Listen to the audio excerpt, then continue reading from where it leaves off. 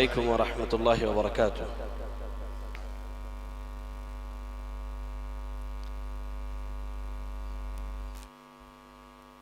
الحمد لله رب العالمين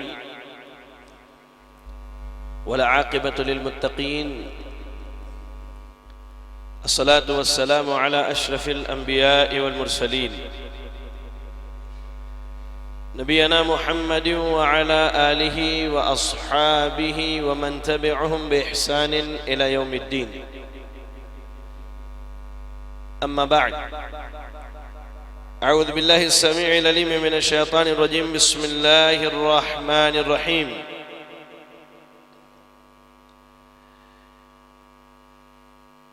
ألف لام ميم أحسب الناس أن يتركوا أن يقولوا آمنا وهم لا يفتنون.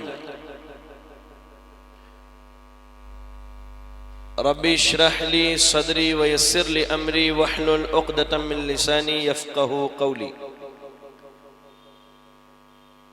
سبحانك لا علم لنا إلا ما علمتنا إنك أنت العليم الحكيم. محترم و مکرم بزرگ حضرات، نوجوان ساتھیوں، لائق صد احترام علماء اکرام اور پردہ نشین خواتین اسلام، یہ اللہ رب العالمین کا شکر، یہ اللہ تعالی کا احسان ہے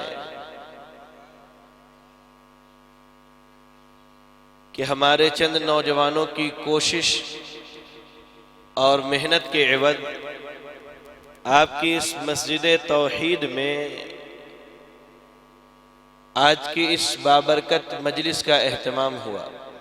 اللہ ان نوجوانوں کی کوشش کو قبول فرمائے، آمین.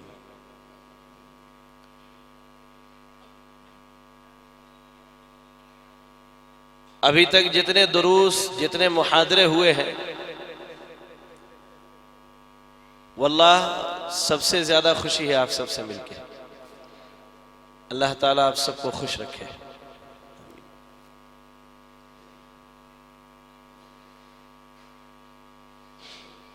جیسا کہ ہمارے شیخ محترم نے آج کے عنوان کے تعلق سے آپ کے سامنے وضاحت کی، دین اسلام کے لیے ہمارے اسلاف کی قربانیاں.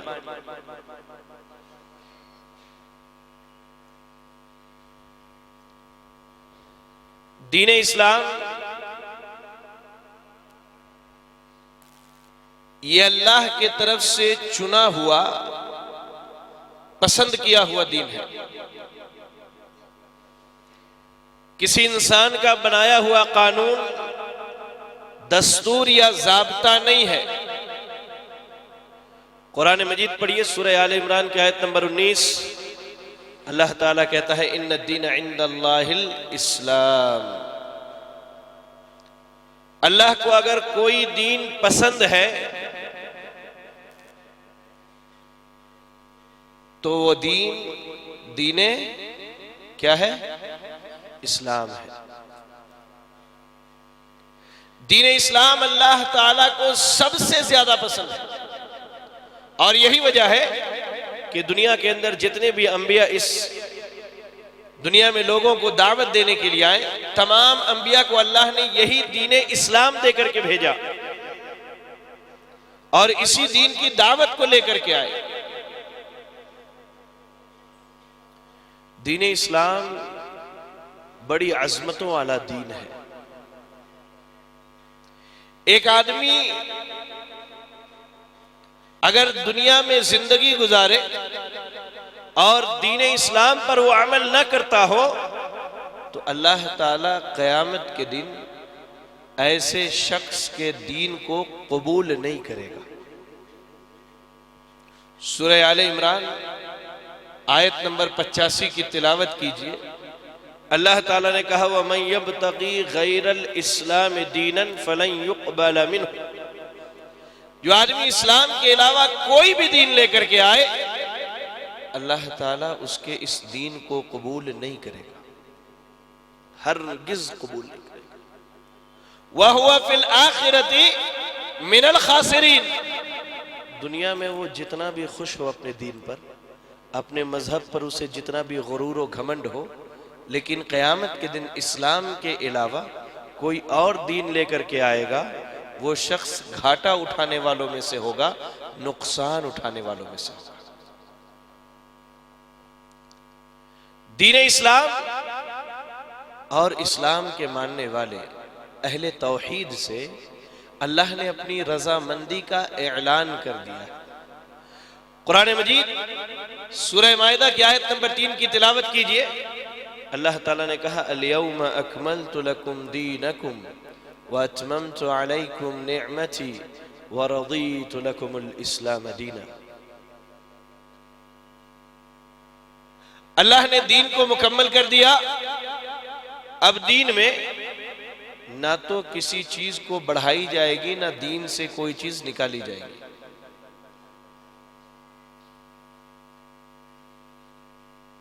اللہ نے اعلان کیا وَرَضِيتُ لَكُمُ الْإِسْلَامَ دِينًا، تمہارے لیے دین اسلام کو اللہ نے پسند کیا اور اس دین سے اللہ تعالیٰ راضی ہو گیا۔ ان تینوں آیتوں کے بتانے یا سنانے کا مقصد یہ ہے کہ آپ اپنے دل میں اس دین کی عظمت کو بٹھا لیجئے۔ دنیا اور آخرت میں کامیابی چاہیے، دین اسلام پر عمل کیجئے، ورنہ یاد رکھیے دنیا میں بھی اللہ رب العالمین تباہ و برباد کرنے والا ہے، اور قیامت کے دن جو آدمی نقصان اٹھائے گا وہ سب سے بڑا نقصان اٹھانے والا ہے۔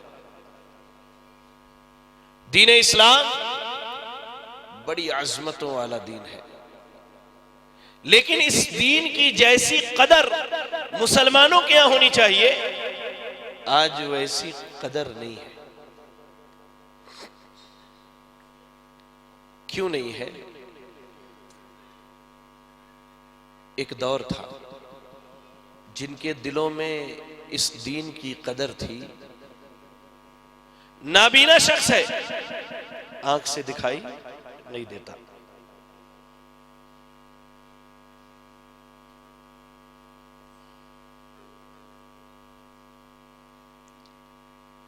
نبی اکرم صلی اللہ علیہ وسلم کے پاس تشریف لاتے ہیں اور کہتے ہیں کہ اللہ کے رسول صلی اللہ علیہ وسلم کہتے ہیں، اللہ کے نبی صلی اللہ علیہ وسلم، میں نابینا شخص ہوں، مجھے دکھائی نہیں دیتا، لیکن جب مدینے میں بارش ہوتی ہے تو مدینے کی وادی بھر جایا کرتی ہے، اور درندے جانوروں کا خطرہ ہے، زہریلے جانوروں کا خطرہ ہے، مجھے مسجد آنے میں بڑی تکلیف ہوتی ہے، مجھے مسجد آنے میں بڑی تکلیف ہوتی ہے، کیا میں گھر میں نماز پڑھ لیا کروں؟ اللہ کے نبی صلی اللہ علیہ وسلم کہتے ہیں گھر میں پڑھ لیجئے۔ واپس آنے لگتے ہیں، دوبارہ بلاتے ہیں، بلا کے کہتے ہیں آپ آذان سنتے ہیں؟ کہتے ہیں اللہ کے رسول میں آذان سنتا ہوں۔ آپ نے کہا آپ پر مسجد آنا واجب ہے۔ اور اس صحابی کا نام عبداللہ ابن ام مکتوم ہے رضی اللہ تعالی عنہ۔ جب صحابہ مدینے سے باہر جایا کرتے تھے، نبی صلی اللہ علیہ وسلم جب مدینے سے جہاد کے لیے باہر جاتے تھے، مدینے میں عبداللہ ابن ام مکتوم کو امام بنا کر کے جایا کرتے تھے۔ قدر تھی ان کے یہاں دین کی، اسلام کی قدر، اسلام کی اہمیت سمجھتے تھے، نمازوں کو بھی نہیں چھوڑا کرتے تھے۔ آج ہم اسلام کی قدر کو بھول چکے ہیں، آج ہم نے اسلام کے قدر کو بھلا دیا، ہماری مسجدیں ویران پڑی ہوئی ہیں۔ آج ہم نے اسلام کی قدر کو بھلایا، ہماری مسجدیں ویران پڑی ہوئی ہیں۔ اسلام کی قدر نہ کرنے کی سب سے بنیادی وجہ یہ ہے کہ انسان کو اگر کوئی چیز مفت میں مل جائے تو اس کے ہاں اس کی اتنی قدر نہیں ہوتی جتنی وہ خریدی ہوئی چیز کی قدر کرتا ہے۔ ہم نے تو اسلام کے لیے کوئی قربانی نہیں دی ہے، نہ ہم نے اپنے مال کی قربانی دی ہے، نہ اپنے جان کی قربانی دی ہے، نہ آل و اولاد کی قربانی دی ہے، نہ نفسانی خواہشات کی قربانی دی ہے۔ یہی وجہ ہے کہ اسلام کی عظمت، اسلام کا قدر ہمارے دلوں کے اندر نہیں ہے۔ لیکن جب آپ صحابہ اکرام رضی اللہ عنہم کی زندگی کو دیکھتے ہیں، اللہ اکبر،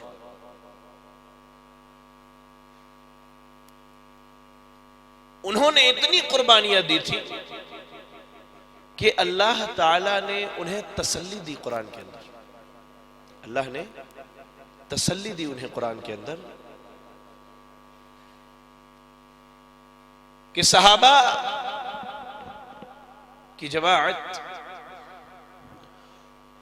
قربانی دینے کی وجہ سے پریشان نہیں ہونا ہے۔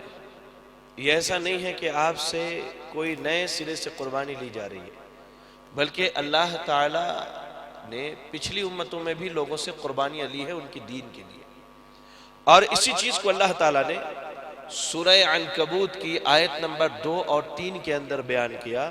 الف لام میم احسب الناس ان يتركوا ان يقولوا آمنا وهم لا يفتنون وَلَقَدْ فَتَنَّ الَّذِينَ مِن قَبْلِهِمْ وَلَيَعْلَمَنَّ اللَّهُ الَّذِينَ صَدَقُوا وَلَيَعْلَمَنَّ الْكَاذِبِينَ۔ اللہ تعالیٰ نے کہا لوگوں نے کیا سوچ کے رکھا ہے، صرف لا الہ الا اللہ کا اقرار کر لیں اور انہیں چھوڑ دیا جائے گا، انہیں آزمائش میں نہیں ڈالا جائے گا۔ انہیں آزمائش میں ڈالا جائے گا کیونکہ ان سے پہلے لوگوں کو بھی آزمایا گیا ہے، ان سے پہلے لوگوں کو بھی آزمایا گیا ہے۔ اور اللہ تعالی بندوں کا امتحان کیوں لیتا ہے؟ یہ ایک اہم سوال ہے۔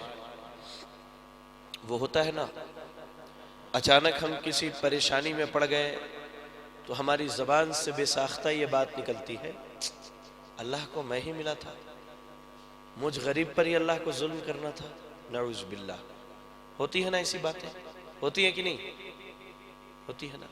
اللہ کہہ رہا وَلَيَعْلَمَنَّ الَّذِينَ صَدَقُوا، اللہ تو اس لیے آزماتا ہے کہ اللہ جان لے کون اس کے سچے بندے ہیں، اور اللہ جان لے کون اس کے جھوٹے بندے ہیں۔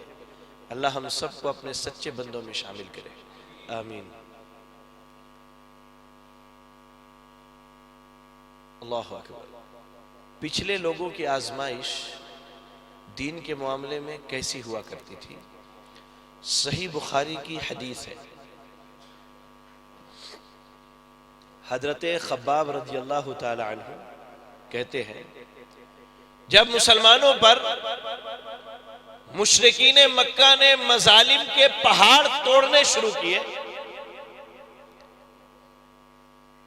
مسلمان جب حد سے زیادہ پریشان ہو گئے تو نبی صلی اللہ علیہ وسلم کے پاس آ کر کے لوگوں نے اپنا درد بیان کیا کہ اللہ کے نبی صلی اللہ علیہ وسلم،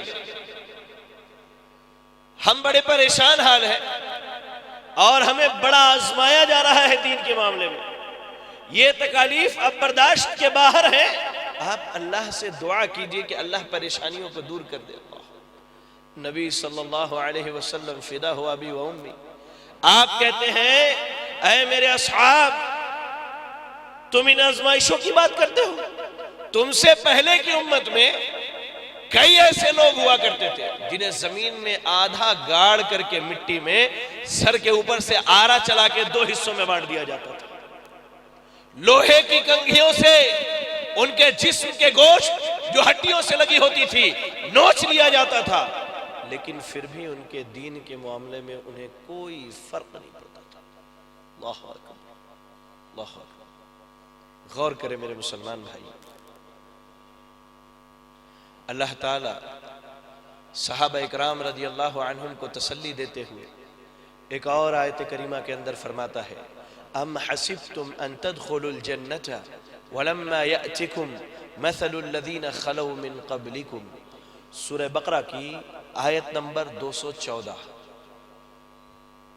اللہ نے کہا تم کیا سمجھتے ہو، کیا سمجھتے ہو لا الہ الا اللہ کا اقرار کیا اور جنت میں داخل ہو جاؤ گے؟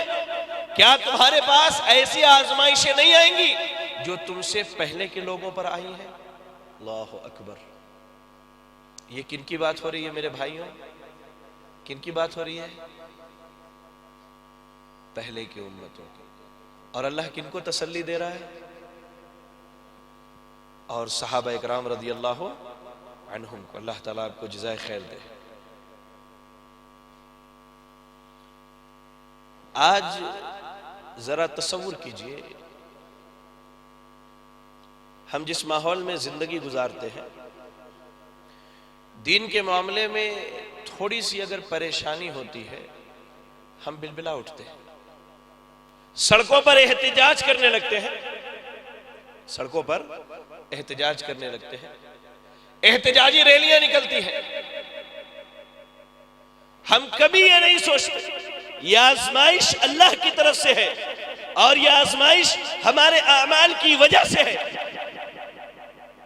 اگر مسلمان مسجدوں کو آباد کرتے ہیں تو کیا مسجدوں میں تالے لگائے جاتے ہیں؟ کیا کہتے ہیں آپ؟ کبھی نہیں لگائے جاتے، ہرگز نہیں لگائے جاتے. اللہ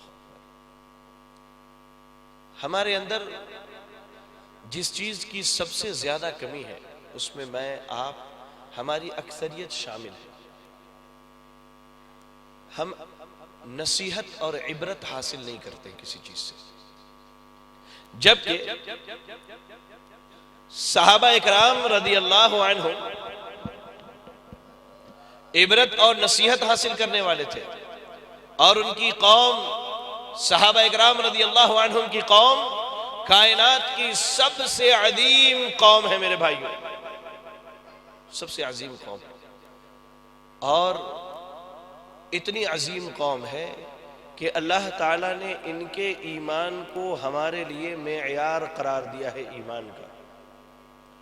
سورہ بقرہ کی تلاوت کیجئے، پہلے پارہ کے آخری صفحہ کی آیت ہے، آیت نمبر ذہن میں نہیں آ رہا. اللہ رب العالمین صحابہ اکرام کے تعلق سے ارشاد فرماتا ہے فَإِنْ آمَنُوا بِمِثْلِ مَا آمَنْتُمْ بِهِ فَقَدْ اهْتَدَوْا وَإِنْ تَوَلَّوْا فَإِنَّمَا هُمْ فِي شِقَاقٍ. کہ اگر لوگوں نے صحابہ کی طرح ایمان لایا تو یہ ہدایت پر ہے. یعنی ہمارا اور آپ کا ایمان صحابہ کے ایمان کی طرح ہے. جس طرح انہوں نے ایمان لایا تو اللہ تعالی ہمیں ہدایت پر ہونے کی گواہی دیتا ہے، اور اگر ویسا ایمان نہیں ہے تو ہم اور آپ اختلاف میں پڑے ہوئے ہیں. یہ صحابہ اکرام جن کے ایمان کو ہمارے لیے معیار قرار دیا گیا، آپ یقین کریں ان کی جیسی آزمائشیں ہوئی ہیں اور جو مصائب و مشکلات ان کے اوپر آئے ہیں اور انہوں نے جو قربانیاں پیش کی ہے، دنیا کی تاریخ میں آپ یقین جانیں کسی قوم نے اپنے دین کے لیے ایسی قربانیاں نہیں دی. ہم نے اور آپ نے ان قربانیوں کو بھلا دیا، ان قربانیوں کو پس پشت ڈال دیا، اور یہی وجہ ہے کہ ہم آج دنیا کے اندر ذلیل و خوار ہیں. علامہ اقبال کا ایک بہت مشہور شعر ہے، گنوا دی ہم نے جو اسلاف سے میراث پائی تھی، سریا سے زمیں پہ آسمان نے ہم کو دے مارا.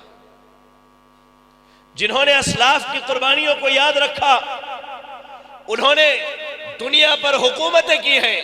آج ہم نے اسلاف کی قربانیوں کو بھلا دیا. اللہ کی قسم ہم اور آپ آج ذلیل و خوار ہیں. ہمارے اسلاف نے کیسی قربانیاں دی ہیں، ذرا آئیے تاریخ کے اوراق کو الٹ کر کے دیکھتے ہیں. اور یہ ہر مسلمان کی ذمہ داری ہے کہ وہ اپنے گھر میں کم از کم نبی صلی اللہ علیہ وسلم کی سیرت کی کوئی کتاب رکھے، سیرت کی کوئی کتاب رکھے.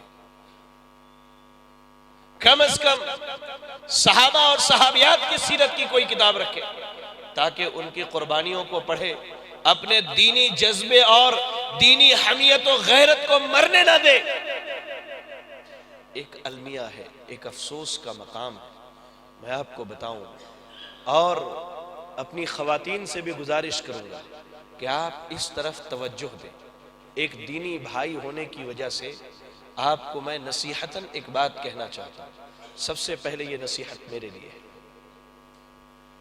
ہمارے پاس ہمارے گھر بڑے ہوں یا چھوٹے ہوں، گھر یہ اللہ کی بہت بڑی نعمت ہے، یہ یاد رکھیے گا، کیونکہ اللہ نے یہودیوں پر جو عذاب نازل کیا تھا بنی اسرائیلیوں پر، ان میں ایک چیز یہ بھی تھی کہ اللہ نے ان کو ان کے گھروں سے باہر نکال دیا تھا، تو گھر ہونا یہ اللہ کی بہت بڑی نعمت ہے۔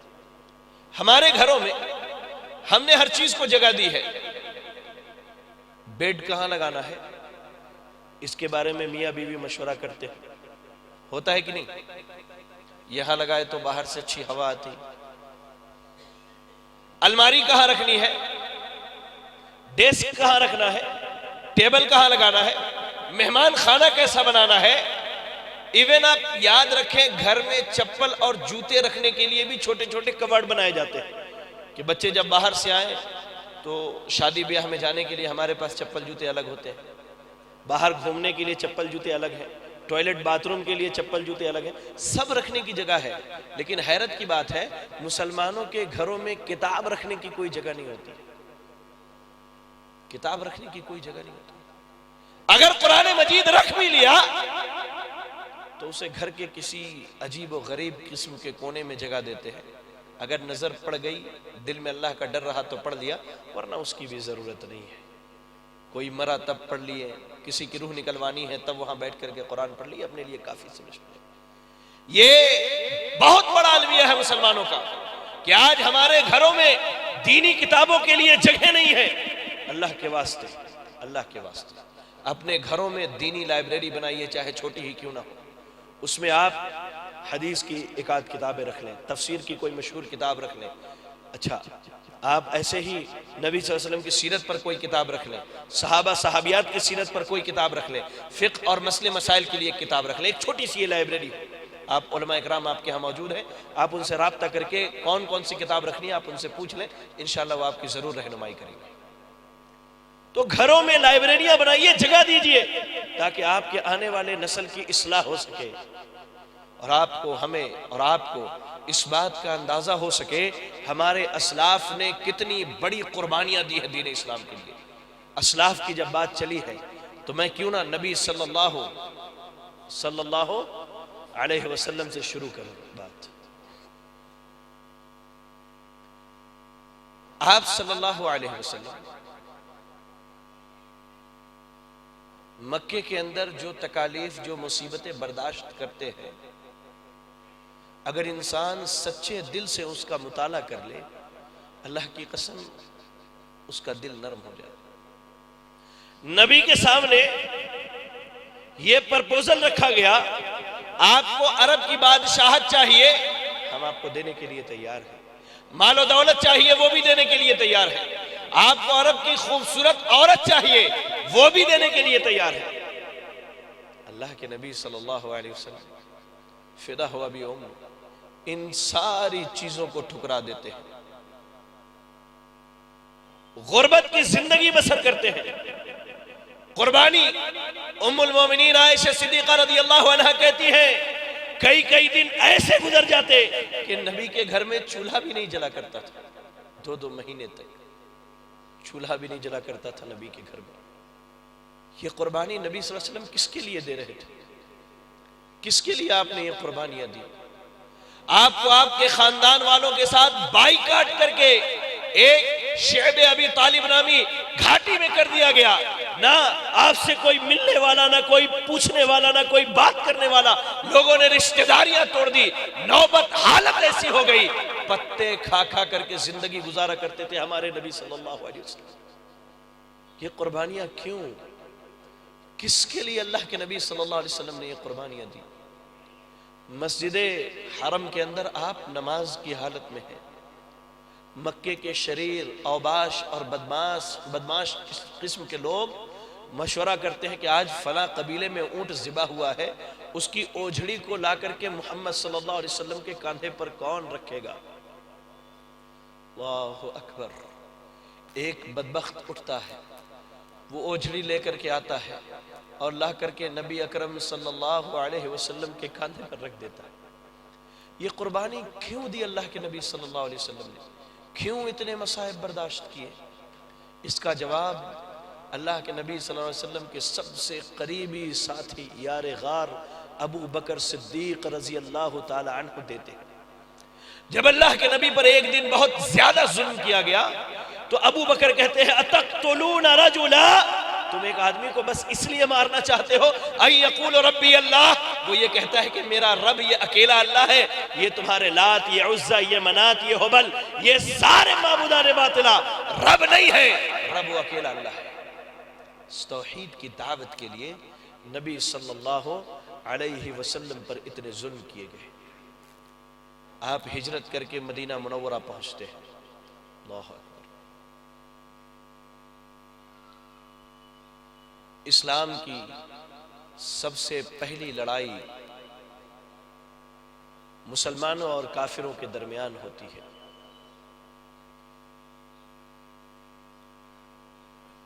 نبی صلی اللہ علیہ وسلم اللہ سے دعا کرتے ہیں اللہم ان تہلک هذه العصابة، اے اللہ اگر یہ چھوٹی سی جماعت آج ختم ہو گئی، مٹا دی گئی، تو اللہ زمین پر تیرا نام لینے والا کوئی نہ ہو.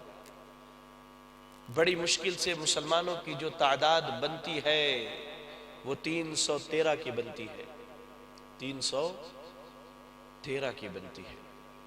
بدر کے مقام پر لڑائی ہوتی ہے. نبی صلی اللہ علیہ وسلم اور مسلمان اپنے جان و مال کی قربانیاں پیش کرتے ہیں، جن قربانیوں کا تصور نہیں کیا جا سکتا، جن قربانیوں کا تصور نہیں کیا جا سکتا. دوسری لڑائی احد کی لڑائی ہوتی ہے. نبی صلی اللہ علیہ وسلم لوگوں سے اللہ کے دین کی خاطر لڑنے کے لیے آتے ہیں. آپ صلی اللہ علیہ وسلم کے چہرے مبارک پر پتھر مارا جاتا ہے، آپ کے چہرے مبارک سے خون گرنا شروع ہو جاتا ہے. آپ جو خود پہنے ہوئے ہیلمٹ لڑائی کے دوران اس کے 2 تار آپ کے دانت اس حصے کو چیر کر کے دانتوں تک پہنچ جاتے ہیں. یہ کیوں؟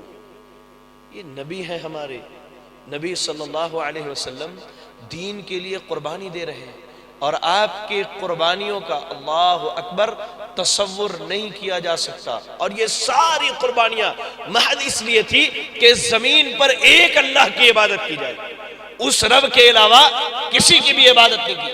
یہ ساری قربانیاں محض اس لیے تھی. میرے مسلمان بھائی، یہ ایک ایسا موضوع ہے کہ پوری زندگی ختم ہو جائے، نبی صلی اللہ علیہ وسلم، صحابہ، تابعین، تبع تابعین، ائمہ دین کے قربانیوں کو نہیں بیان کیا جا سکتا. آپ کے سامنے میں ایک آدھ واقعات مختصراً بیان کر کے اپنی بات ختم کرنا چاہتا ہوں. ہماری خواتین، اللہ ہماری خواتین پر رحم فرمائے، یہ معاشرے میں ریڑھ کے ہڈی کی حیثیت رکھتی ہے. اگر انہوں نے بچوں کی اصلاح کر لی اپنے گھروں سے، معاشرہ اور معاشرے کی مکمل اصلاح ہو جائے گی. خواتین ذرا دیکھیں، اللہ اکبر. ام المومنین عائشہ صدیقہ رضی اللہ تعالی عنہ ایک کمسن خاتون ہے، ہم سب کی ماں، مومنوں کی ماں. اپنا گھر بار، عیش و آرام چھوڑ کر کے نبی کے گھر آتی ہے اور اتنی مشقت میں زندگی گزارتی ہے. جیسا کہ میں نے بتایا، کہتی ہیں کہ نبی صلی اللہ علیہ وسلم کے گھر میں کئی دن کھانے پینے کی کوئی چیز نہیں رہا کرتی تھی. صرف ڈھبری یا لالٹین جلانے کے لیے تھوڑا سا تیل ہوتا تھا، یا پڑوسی سے تیل ادھاری میں مانگ کر کے روشنی کی جاتی تھی. عیش و آرام، ناز اور نخرے میں پلی ہوئی خاتون دین اسلام کے لیے قربانی پیش کرتی ہے. نبی صلی اللہ علیہ وسلم کے ساتھ ہر دکھ میں، مصیبت میں، ہر خوشی میں اور شادمانی کے موقع پر ساتھ دیتی ہے. خواتین کی ذمہ داری ہے کہ وہ دین اسلام کے لیے وہ بھی قربانی پیش کرے، جانی قربانی پیش کرے، مالی قربانی پیش کرے، اپنے اولاد کی تربیت کرے دین اسلام کی، اولاد کی تربیت کرے توحید کی، اولاد کی تربیت کرے سنت کی. اللہ اکبر. بہت مشہور صحابیہ ہیں، حضرت سمیہ رضی اللہ تعالی عنہ. حضرت عمار رضی اللہ تعالی عنہ کی والدہ اور حضرت یاسر رضی اللہ تعالی عنہ کی زوجہ محترمہ، ظالموں نے ان کے دونوں پیروں کو دو اونٹوں سے باندھ دیا۔ ذرا خواتین غور کریں ہماری، دیکھیں اس واقعے کے اندر کہ ہم نے دین اسلام کے لیے کیا کیا ہے، ہم نے دین اسلام کے لیے کتنی قربانیاں دی ہیں، ہم نے دین اسلام کے لیے کون کون سے بڑے کام کیے ہیں۔ خاتون ہیں، خاتون اسلام، اسلام میں سب سے پہلے شہید ہونے والی خاتون حضرت سمیہ رضی اللہ تعالی عنہ، بدبختوں نے ان کے دونوں پیروں کو 2 اونٹوں سے باندھ دیے، سامنے نیزہ لے کر کے ایک بدبخت کھڑا ہے۔ مطالبہ کیا ہے؟ مطالبہ کس چیز کا ہے؟ مطالبہ بس اتنا سا ہے کہ آپ دین اسلام سے پھر جائیے، اسلامی تعلیمات سے منہ موڑ لیجئے، اللہ کی وحدانیت کا انکار کر دیجئے، جو آپ نے توحید کا کلمہ پڑھا ہے اس کلمے سے پھر جائیے۔ حضرت سمیہ رضی اللہ تعالی عنہ کہتی ہیں جان دینا گوارا ہے لیکن اللہ کے دین سے نہیں پھر سکتے، توحید کا جو اقرار کیا ہے اس اقرار سے نہیں پھر سکتے۔ اور بدبخت اونٹوں کو دوڑانے کا حکم دیتے ہیں اور نیزہ حضرت سمیہ رضی اللہ تعالی عنہ کے شرمگاہ پر ماری جاتی ہے اور ان کا جسم 2 حصوں میں بٹ جاتا ہے۔ اللہ، 2 ٹکڑے ہو جاتے ہیں ان کے جسم کے۔ ذرا ہماری خواتین غور کر کے دیکھیں ہم نے اسلام کے لیے کتنی قربانیاں دی ہیں۔ ایک بات کہوں تو آپ برا نہ مانیں، آپ جس معاشرے میں زندگی گزارتے ہیں میں بھی اسی معاشرے میں زندگی گزارتا ہوں۔ ہم نے دیکھا ہے نماز کے اوقات ہو جاتے ہیں، ہماری خواتین بازاروں میں نظر آتی ہیں، نماز کے اوقات ہو جاتے ہیں، اللہ اکبر، ٹی وی سیریلز ہمارے گھروں کے اندر چلتے رہتے ہیں، نماز کا وقت نکلتا چلا جاتا ہے، بیٹا نماز پڑھنے نہیں جاتا، ہماری خواتین اس کی پرواہ نہیں کرتی۔ اللہ کے واسطے آپ پرواہ کریں، آپ فکر کریں، نمازوں کی فکر کریں۔ اور عورتوں کے لیے تو اللہ کے رسول صلی اللہ علیہ وسلم نے بہت عظیم خوشخبری سنائی ہے۔ ایک عورت جو جنت جانا چاہتی ہے اس کے لیے کلمہ لا الہ الا اللہ محمد رسول اللہ صلی اللہ علیہ وسلم، اس کے اقرار کے بعد 3-4 اگر کام کر لیں تو عورتوں کے لیے جنت آسان ہے۔ اللہ کے نبی صلی اللہ علیہ وسلم کہتے ہیں جب 5 وقت کی عورت نماز پڑھے، خواتین ذرا غور کریں، 5 وقت کی اگر آپ نماز پڑھتی ہیں، رمضان کے مکمل روزے رکھتی ہیں، شوہر کے پیٹھ پیچھے اپنے شرمگاہ اور اپنی عزت کی حفاظت کرتی ہیں، اللہ کے رسول صلی اللہ علیہ وسلم کہتے ہیں اللہ تعالیٰ آپ کو قیامت کے دن پکار کے کہے گا جنت کے جس دروازے سے جانا ہے جنت کے اندر داخل ہو جاؤ۔ خاتون اسلام حضرت سمیہ رضی اللہ تعالی عنہ نے اپنے جان کی قربانی پیش کی اس دین اسلام کی خاطر، جس دین کی آج ہمارے یہاں کوئی قدر اور کوئی قیمت نہیں ہے۔ اللہ اکبر، اگر ان کا نام نہ لیا جائے تو قربانی دینے والوں کی صف کبھی مکمل نہ ہوگی۔ بڑے مشہور صحابی ہیں حضرت بلال رضی اللہ تعالی عنہ، غلامی کی زندگی بسر کرتے ہیں، اللہ تعالیٰ ان کو اسلام کے لیے چن لیتا ہے، ان کے دل میں کلمہ لا الہ الا اللہ رچ جاتا ہے، بس جاتا ہے۔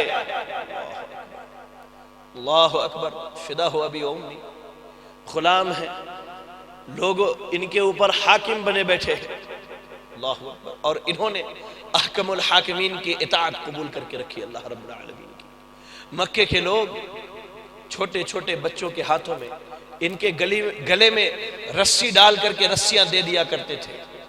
وہاں کے شرفا، وہاں کے رؤوسا، امیر حضرات اپنے بچوں کے ہاتھوں میں رسیاں دے دیتے کہ جاؤ بلال کو جانور کی طرح نعوذ باللہ پورے مکے کے وادی میں گھماؤ اور لوگوں کو بتاؤ یہ وہی ہے جس نے لا الہ الا اللہ کا اقرار کیا۔ جب بچے گھما کر کے لاتے ہیں مکے کے اندر، آج بھی آپ جائیں تو آپ کو احساس ہوگا کہ وہاں گرمی کتنی زیادہ ہوتی ہے، جو لوگ حج و عمرہ پر گئے ہیں، سردی کے ایام میں بھی مکے کے اندر آپ گرمی محسوس کریں گے، اور اس دور میں تو سائے کے لیے بہت کم جگہ تھی۔ وہ ریت کا میدان جب بالکل گرم ہو جاتا، مکے کے پتھر جب بالکل گرم ہو جاتے، حضرت بلال رضی اللہ تعالی عنہ کو بلا کپڑے کے، جسم پر کوئی کپڑا نہ ہوتا، بلا کپڑے کے لا کر کے کسی پتھر پر لٹا دیا جاتا، اور پیٹھ کے اوپر سے ایک پتھر رکھ دیا جایا کرتا تھا۔ ہم نے کیا قربانی دی ہے دین کے لیے، ہم نے کیا کیا ہے دین اسلام کے لیے۔ کبھی آپ بیٹھ کر کے غور کریں، کبھی آپ بیٹھ کر کے فکر کریں، آپ نے اسلام کے لیے کون سی قربانی دی ہے، کون سی قربانی ہم نے دین اسلام کے لیے دی۔ لیکن جب اللہ رب العالمین نے، اللہ اکبر، دین اسلام کو غلبہ عطا کیا، خانہ کعبہ میں آذان کے آواز کو بلند کرنے والے یہی صحابی ہیں۔ جب وہاں سے بت نکالے گئے، بتوں کو توڑ دیا گیا، کھڑے ہو کر کے اللہ کی وحدانیت کی صدائیں اور کلمات بلند کرتے حضرت بلال رضی اللہ تعالی عنہ۔ اور آگے آئیے، مکے کے ایک بہت ہی امیر عمیر نامی شخص کے بیٹے حضرت مصعب رضی اللہ تعالی عنہ، مصعب بن عمیر، بڑا نفیس لباس پہنا کرتے تھے، بڑا نفیس لباس۔ تاریخ کے اوراق یہ بتاتے ہیں کہ مصعب بن عمیر جس راستے سے گزر جاتے، لوگوں کو علم ہو جاتا کہ یہاں سے ابھی مصعب بن عمیر گزرے۔ وہ خوشبو پسند شخص، گھرانے کے اعتبار سے شہزادے کی حیثیت ہے، لیکن اللہ نے دین اسلام کے لیے چن لیا، جیسے آپ کو اور ہمیں اللہ نے چنا ہے دین اسلام کے لیے، اللہ نے انہیں بھی دین اسلام کے لیے چن لیا۔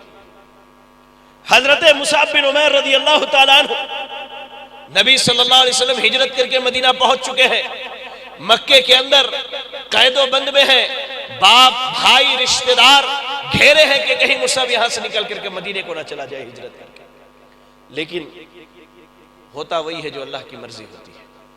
آپ جتنی تدبیریں کر لیں، اللہ نے جو آپ کی تقدیر میں لکھا ہے وہی ہو کر کے رہنا ہے۔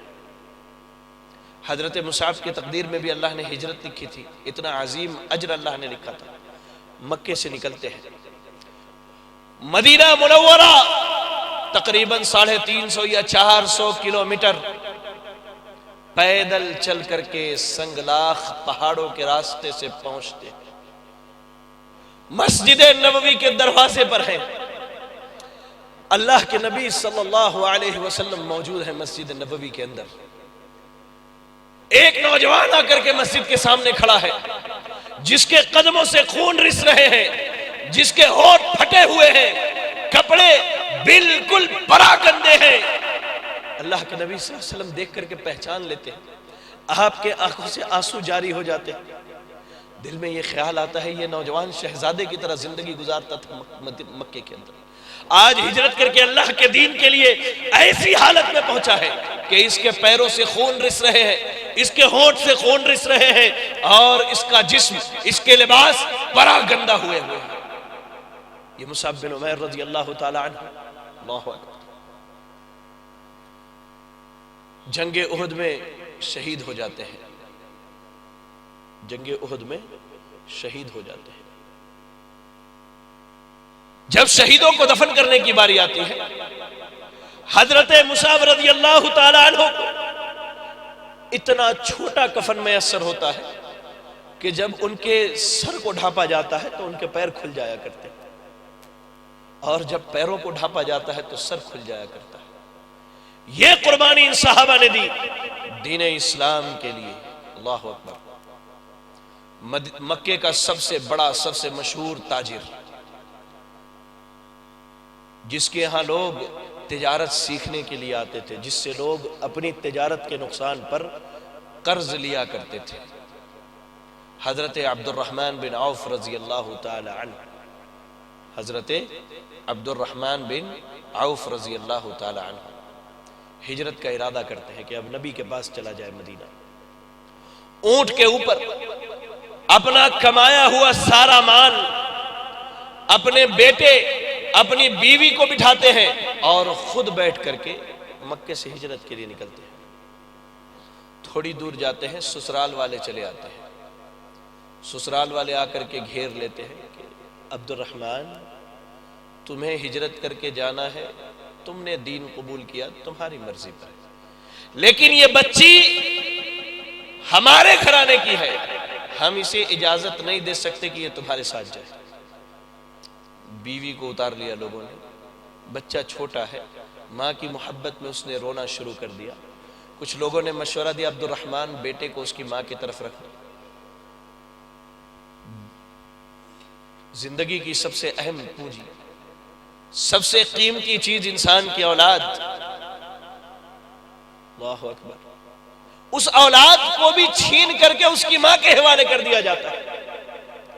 ابھی تھوڑا آگے بڑھے ہیں، مکہ کے بڑے بڑے رئیس رؤسا آ کر کے عبد الرحمن بن عوف رضی اللہ تعالی عنہ کو گھیر لیتے، کہتے عبد الرحمن یہ اونٹ اور اس اونٹ پر لدا ہوا مال یہ تم نے باپ سے وراثت میں نہیں پائی ہے، اسی مکے کے منڈی میں تجارت کر کے تم نے کمایا ہے، تو اس مال پر اہل مکہ کا حق بنتا ہے۔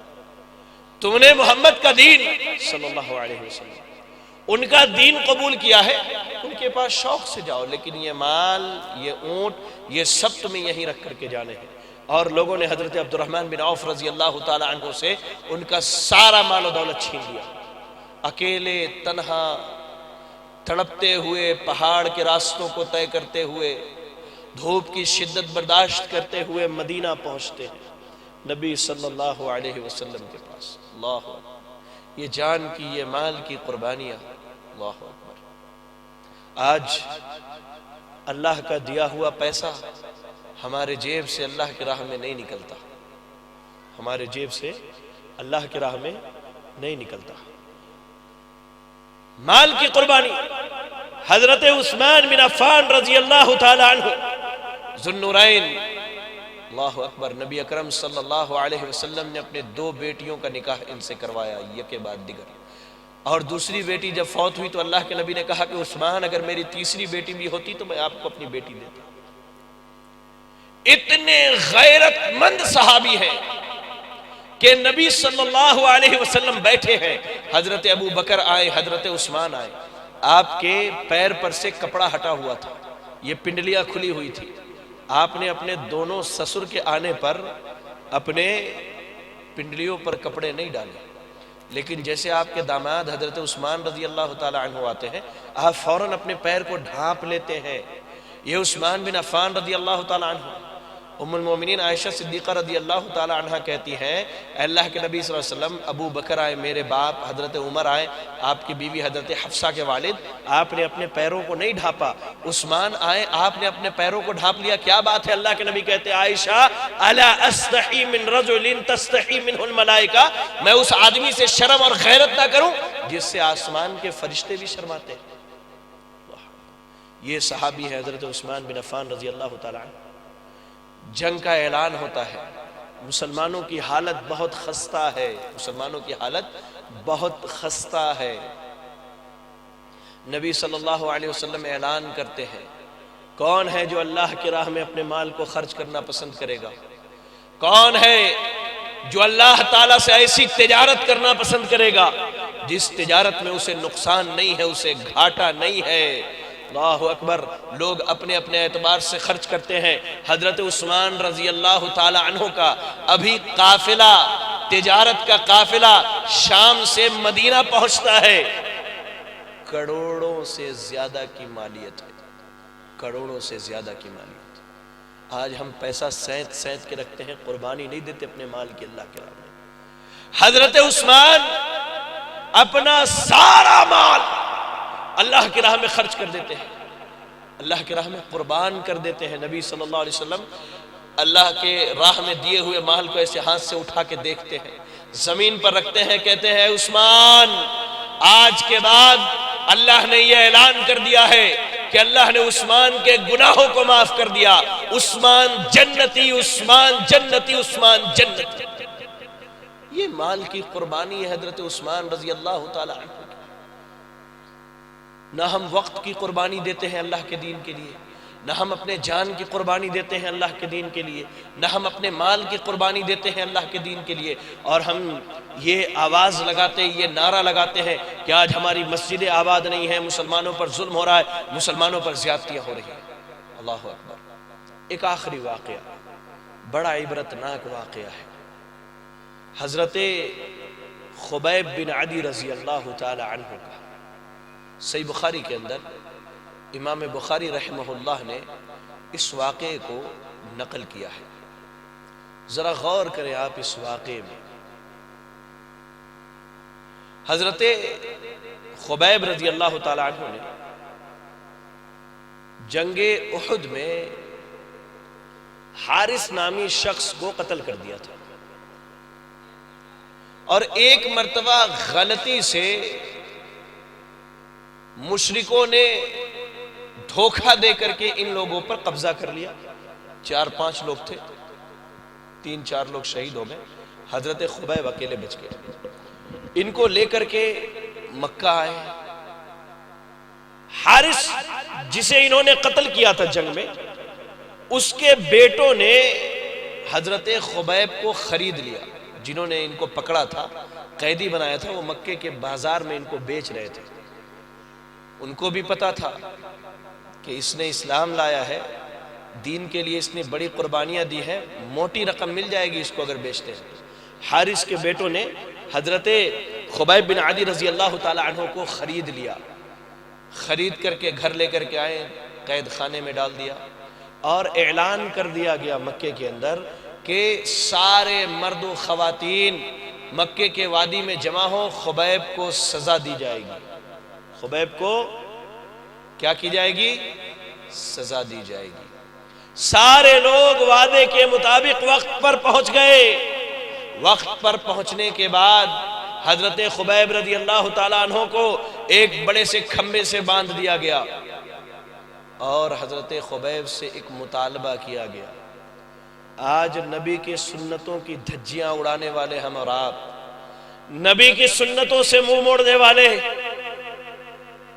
ذرا دیکھیں صحابہ نے نبی کی سنتوں کے لیے، نبی کے لیے کس طرح قربانیاں دی ہیں، کیونکہ یہ نبی توحید کے داعی ہیں، اللہ کی رضا کے لیے، نبی صلی اللہ علیہ وسلم کے لیے، نبی صلی اللہ علیہ وسلم کے لائے ہوئے دین کی خاطر انہوں نے قربانیاں پیش کی۔ حضرت خبیب سے کہا گیا، اے خبیب ہم تمہیں آزاد کر دیں گے، ایک چھوٹا سا کام کرو، اپنی زبان سے بس اتنا کہہ دو کہ میں آج جہاں ہوں میری جگہ محمد الرسول اللہ، محمد الرسول اللہ صلی اللہ علیہ وسلم۔ حضرت خبیب کہتے ہیں مکہ کے لوگوں جان لو، خبیب کو یہ بھی گوارا نہیں کہ خبیب اپنے گھر میں بیٹھا رہے اور محمد رسول اللہ کے قدموں میں کانٹے چبھ جائے۔ اللہ اکبر، یہ قربانیاں ہیں صحابہ۔ اور اس کے بعد حضرت خبیب رضی اللہ تعالیٰ عنہ کو شہید کر دیا جاتا ہے۔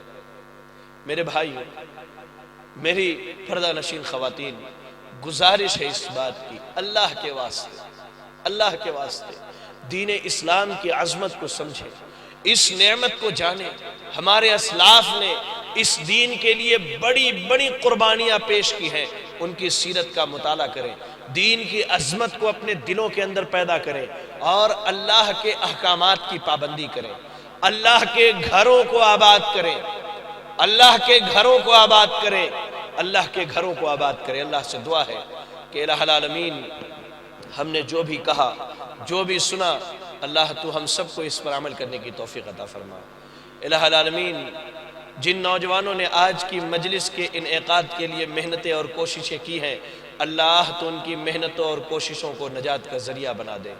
الہ العالمین آج کی مجلس میں جو جو ہمارے بھائی، ہماری بہنیں، ہماری مائیں شریک ہوئی ہیں، اللہ تو ہم سب کو جیسے یہاں اکٹھا کیا، اللہ جنت الفردوس کے اندر نبی صلی اللہ علیہ وسلم کے ساتھ اکٹھا فرمانا۔ الہ العالمین ہم میں جو پریشان حال ہیں، اللہ تو ان کی پریشانیوں کو دور فرما دے۔ الہ العالمین ہم میں جو بیمار ہیں، اللہ تو انہیں شفاء کاملہ عاجلہ عطا فرما دے۔ الہ العالمین ہماری جو بہنیں اپنے گھروں میں اپنے رشتوں کے لیے بیٹھی ہیں، اللہ تو ان کے رشتوں کے معاملات کو آسان فرما دے۔